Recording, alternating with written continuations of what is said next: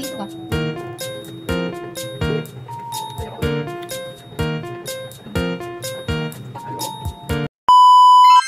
Nagpili na nga ako ng hipon dito mga ka-happy. Din magluluto nga ako ngayon ng butter garlic seafood. Naunsa naman ng hipon murag pinilian naman eh. Sa sobrang mahal nga ng hipon ngayon, kalahating kilo muna ang binili ko. Lumipat na nga ako dito kay nanay dahil kailangan natin itong tahong para sa ating lulutuin. Piliin naman natin yung malalaki no, baka malulugi naman tayo. Ano din mga yan? Kano nay?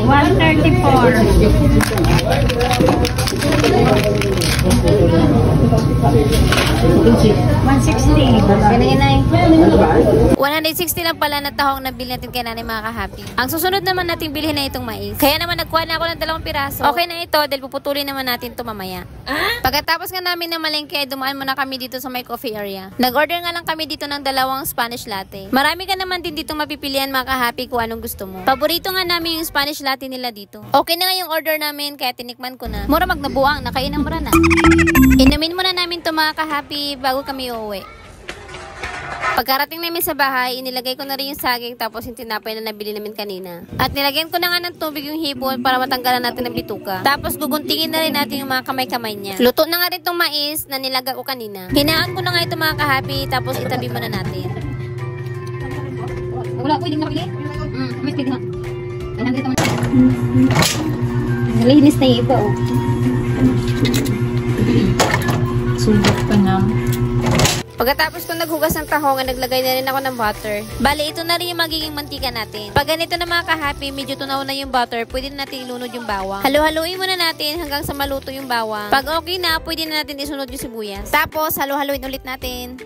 Maya-maya nga, inilagay ko na rin ang ating hipon. Tapos, halu-haluin ulit natin. Pag ganito na itsura niya mga ka-happy, medyo mapula-pula na, pwede natin ilagay ang ating tahong.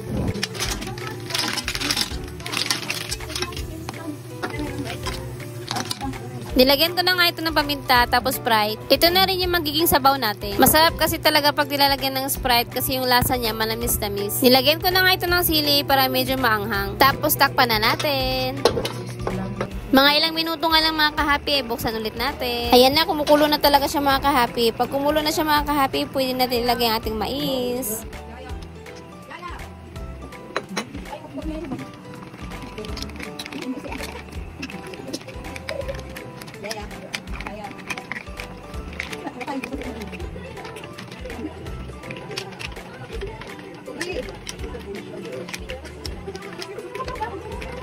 Luto na ang ating butter garlic seafood. Naku, nakakapanglaway naman ito.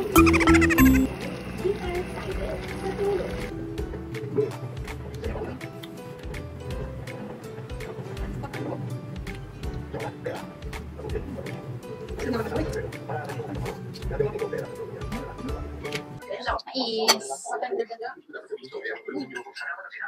Tahong.